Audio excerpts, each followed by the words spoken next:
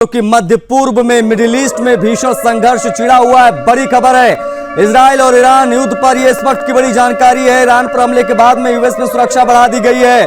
कई शहरों में सुरक्षा अलर्ट है। न्यूयॉर्क, वॉशिंगटन में सुरक्षा बढ़ा दी गई है।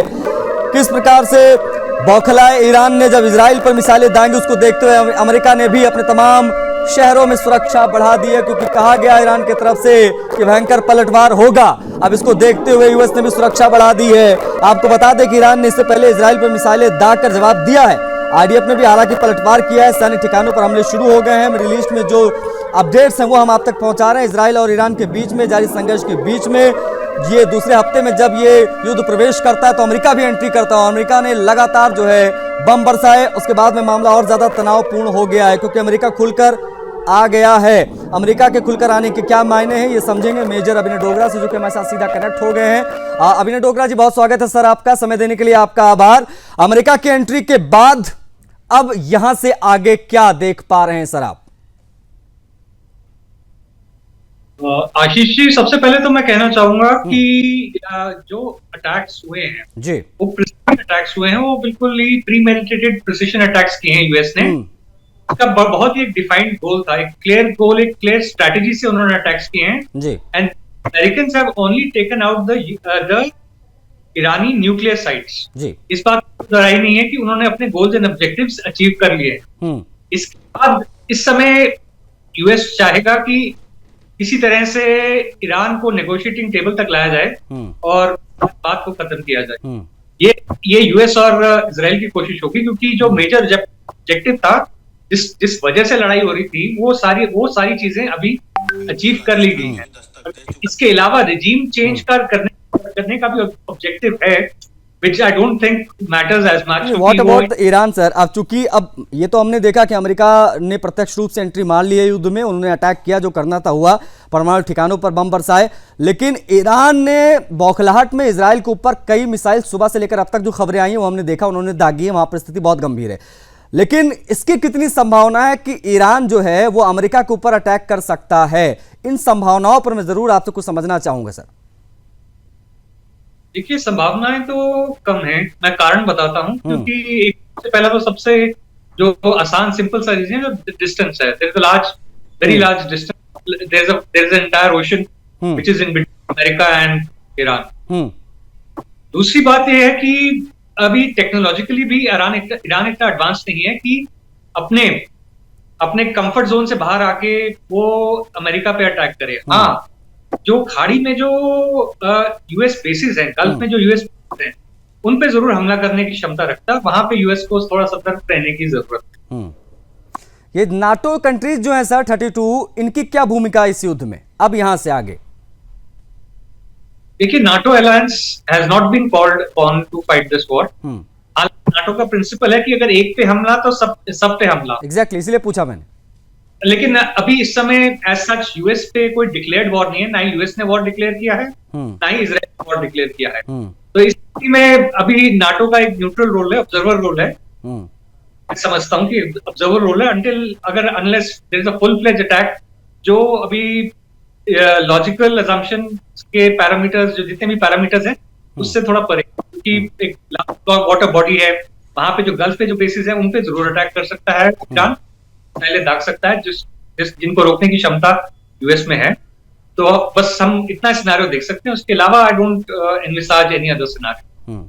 ठीक है, मतलब अब यहाँ पे जिस प्रकार की चीजें हमने देखी हैं हाल फिलहाल के कुछ घंटों में सर, इसके बाद अब अमेरिका का अगला मूव क्या हो सकता है? क्या अमेरिका वेट करेगा, वेट एंड वॉच की स्थिति में है? क्योंकि अब पूरी दुनिया से इस प्रकार की आवाज उठने लगी है कि भाई शांति होनी चाहिए, नहीं तो चीजें बहुत ज्यादा बिगड़ जाएंगी। टेबल टॉक की बात हो रही है। इस टेबल टॉक की कितनी संभावना आप देख पा रहे हैं? क्योंकि ईरान पलटवार तो जरूर करेगा, ऐसा उनकी बातचीत से लग रहा है। और वो, क्योंकि खामनेई का ये जो बयान आता है कि भाई अब हम तैयार हैं, परिणाम भुगतने पड़ेंगे अमेरिका को, इस प्रकार की बातें हो रही हैं, ये तो तय लग रहा है कि वो अटैक करेंगे, गाहे बगाहे, थोड़ा बहुत ही सही, लेकिन होगा जरूर। यमन का कहना कि हम समुद्री रास्तों पर जो है उधर अटैक करेंगे। इस प्रकार की चीजें जो हो रही हैं, इसमें टेबल टॉक की कितनी गुंजाइश आपको दिखती है? और अमेरिका वेट एंड वॉच की स्थिति में है? क्या वो वेट करे कि हमारे ऊपर वो कुछ करें फिर हम कुछ करें?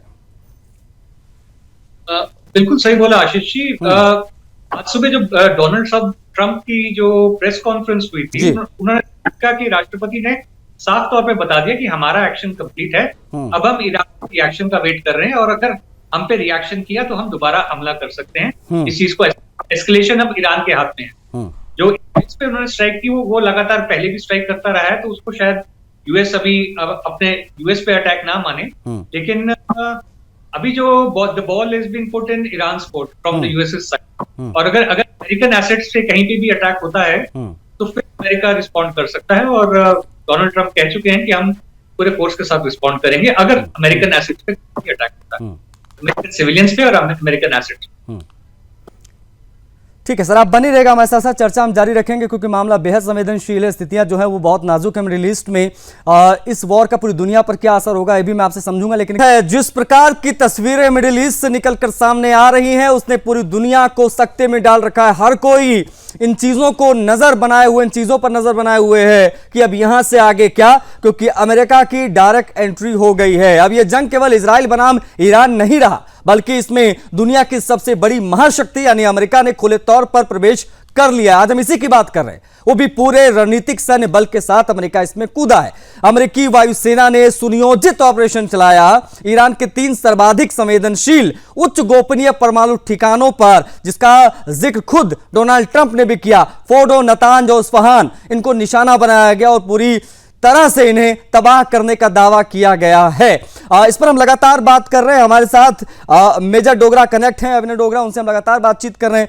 अभिनव डोगरा जी, इस अटैक के बाद में यानी अमेरिका ने जो अटैक किया, जाहिर तौर पर उनकी मंशा यही रही होगी कि एक तरीके से उनको धमकाया जाए, डराया जाए, क्योंकि बातों से बात बन नहीं रही थी। अब ऐसे में इसकी आवश्यकता उनको लगी, उन्होंने ये चीज किया। लेकिन आपको लग रहा है कि इसके बाद में जो उनका ये कार्यक्रम है परमाणु वाला ईरान का, वो रुकेगा या वो लोग इस पर मानने वाले नहीं हैं, उनका जो पूरा कार्यक्रम है वो यूं ही आगे बढ़ता रहेगा?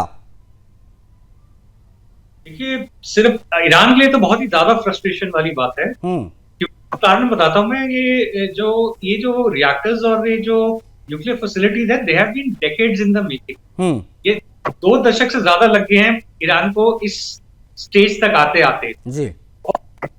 सिर्फ पल भर में यूएस ने वो सारी 10, 15, 20 साल की जितनी भी मेहनत थी, it has all back to zero. सारा अपने कार्यक्रम उनका पूरा 2 दशक पीछे खींच दिया है, बैक टू कंस्ट्रक्शन फेज। उनको बिल्कुल शुरू से ईरान को न्यूक्लियर पावर जनरेशन और न्यूक्लियर वेपन्स एनरिचमेंट की बात होती है तो they have to go back to the drawing board. और ये ईरान के लिए बहुत ही तकलीफ था और मैं कहूँगा बहुत ही फ्रस्ट्रेटिंग टाइम होगा। तो ईरान के लिहाज से तो मैं एटलीस्ट बोलूंगा कि it is a very frustrating time for Iran and there very little options to take and major what to do next.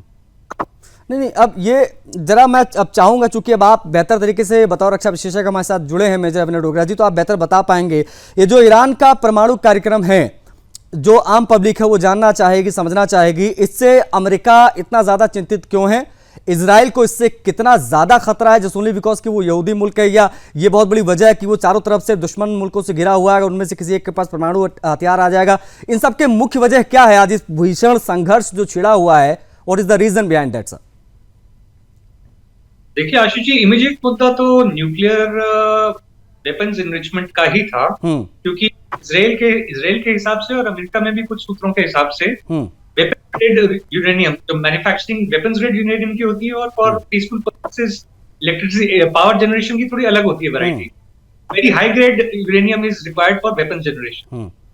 तो यहाँ पे अभी अंदेशा था इजराइल पर, जहां तक मैं समझता हूँ ठीक है कि वो ईरान या तो पहुंच गया या पहुंचने वाला है उसी स्थिति में। और ईरान एक ऐसा देश है जिसने which has vowed to wipe Israel off the map of the world.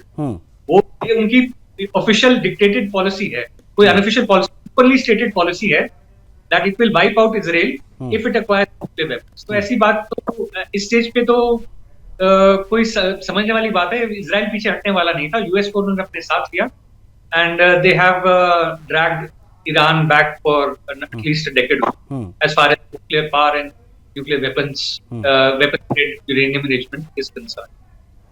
ठीक है, लेकिन इन सब के बीच में आज जो डोनाल्ड ट्रंप का मतलब इस अटैक के बाद जो बयान आया, उसको कितनी गंभीरता से दुनिया को लेना चाहिए? अब या तो शांति होगी या सर्वनाश होगा, कोई तीसरा रास्ता नहीं है, ये स्पष्ट कहते डोनाल्ड ट्रंप दिखाई दिए।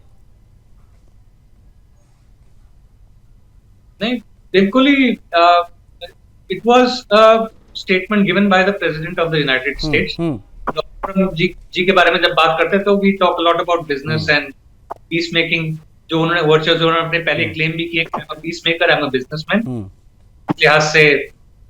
इस लिहाज से I am the president of the United States and I will take the world forward and my country forward in these actions only. But ये जो मिलिट्री एक्शन था, that has left a sharp imprint of his military acumen also. मैं थोड़ी बात भी करना चाहूंगा कि there is the precision, जो यहाँ तक precision की बात है, बहुत ही precise attacks हुए and the weaponry used is remarkable। 200-250 feet अंदर जाके उन्होंने डिस्ट्रॉय किया जी। मैं एज अ मिलिट्री एनालिस्ट मैं बताना चाहूंगा कि it's very difficult to do that. Israel on its own may not have been able to do that, but they would have had to resort to traditional measures to do the same thing which Israel US has done so easily। ठीक है, मतलब अब एक चीज़ और अब चूंकि बहुत सारी बातें हुई हैं सर, आप तो बेहतर तरीके से हर चीज़ समझा भी रहे हैं। अगर हम कंपैरिजन करें, हालांकि अब कंपैरिजन क्या ही बनता, लेकिन फिर भी आम लोगों के लिए ईरान की रक्षा प्रणाली वर्सेस अमेरिका की रक्षा प्रणाली, कितना डिफरेंस इन दोनों के बीच में? क्योंकि अमेरिका ने अटैक किया, वो नहीं समझ पाए, B-2 बॉम्बर गया, उन्होंने तहस नहस कर दिया जो करना था। But what about US? उनकी ये जो रक्षा प्रणाली है वो कितनी मजबूत है? अगर ईरान, रूस, चाइना ये सब मिलकर भी कुछ करना चाहें तो क्या गुंजाइश बनती है? उनके तमाम शहरों को अगर टारगेट करने की कोशिश करें तो अमेरिका मौजूदा परिदृश्य में कितना मजबूत, कितना सक्षम है अपने रक्षा प्रणाली में? देखिए, Iran, as far as Iran is concerned, Iran has a good military. कोई ऐसी नहीं है कि they do not have a good military, but years of sanction have crippled the build up of the military। Iran को से sanctions के दायरे में रखा गया है, तो उसकी जो modernisation of the armed forces है वो उस पे नहीं चली जैसे इस रीजन में बाकी देशों की चली है। Even Pakistan has managed to procure modern jets and modernise as far as they are concerned, but जहां तक ईरान की बात है, मॉडर्नाइजेशन बड़े स्लो पेस पे चली है। तो उस लिहाज से कहीं एक टेक्निकल बहुत ज्यादा एडवांटेज है यूएस को, एंड ईरान में, जैसे कि मैंने पहले बताया, left with very little options other than US interest in the gulf. खाड़ी में जो यूएस के इंटरेस्ट है उन पे हमला करने के अलावा उसके पास कुछ ज्यादा खास ऑप्शंस नहीं है। और वहां पे भी यूएस की जो रक्षा प्रणाली है, उसके जो सिस्टम्स हैं, they should be able to ward off any attack. ठीक है, लेकिन इन सब के बीच में सर, अब यहाँ से ईरान के मद्देनजर मैं अगर आपसे समझूं उनके परिप्रेक्ष्य में, तो क्या ईरान अब एनपीटी से बाहर होगा, बाहर होकर परमाणु हथियार बनाने की खुली छूट की तरफ वो देखेगा? क्योंकि जब चीज खुल्लम खुल्ला हो रही है, अंतर्राष्ट्रीय कानूनों का उल्लंघन यूएस कर रहा है, तो ईरान तमाम चीजों की पालना क्यों करे? बिल्कुल सही है, बट ये जो यूरेनियम एनरिचमेंट है, ये रातों रात नहीं होता। It takes years to the making, सालों से जाते हैं इस चीज को अचीव करने में, वेपन्स ग्रेड यूरेनियम अचीव करने में। एंड पूरी फैसिलिटीज बनानी होती है, पूरा दोबारा से उनको सारा इन्वेस्टमेंट करना पड़ेगा, पैसा लगाना पड़ेगा, पूरा सिस्टम बनाना पड़ेगा, एंड लोग भी उस हिसाब से रखने पड़ेंगे। तो it will take a lot of time. तो इसमें जो डायरेक्ट जो फायदा हुआ है इसराइल को और अमेरिका को, बहुत टाइम, एंड 5 से 7 साल 8 साल जरूर लग सकते हैं। अगर बहुत ही अच्छी पेस पे काम करे तभी ईरान को दोबारा इस स्टेज पे आने तक के लिए बहुत ज्यादा टाइम लग सकता है। नहीं तो मतलब नहीं, ईरान क्या एनपीटी से बाहर होगा यहाँ से? जिस प्रकार से भारत, पाकिस्तान, इजराइल, उत्तर कोरिया बाहर एनपीटी से, क्या ईरान भी अपने आप को घोषित करेगा कि नहीं भाई, हम भी अब इसके अंतर्गत नहीं आएंगे, हम तो खुले तौर पर अब करेंगे वो हमें जो करना होगा? अगर अमेरिका करेगा अंतर्राष्ट्रीय कानूनों को उल्लंघन, तो हम भी करेंगे। देखिए, ये तो छूट है ही है as far as Iran is concern को, बट वो पहले भी नहीं सुन रहा था। वो सीक्रेटली आए कि कितने सेफगार्ड्स लगे, कितनी बार वेपन्स इंस्पेक्शन रिपोर्ट में आया कि नहीं, they are not with the inspections, and चली इस दौर में। तो चोरी छुपे तो वो कर ही रहे थे, अब ओपनली करेंगे। बट इस समय उनकी कैपेसिटी जो है करने की काफी कम कर दी है। That capacity not only takes a lot of money, that will take a significant part of the national resource. The word I'm using is national resource. और वो ठीक जरूर है इसमें।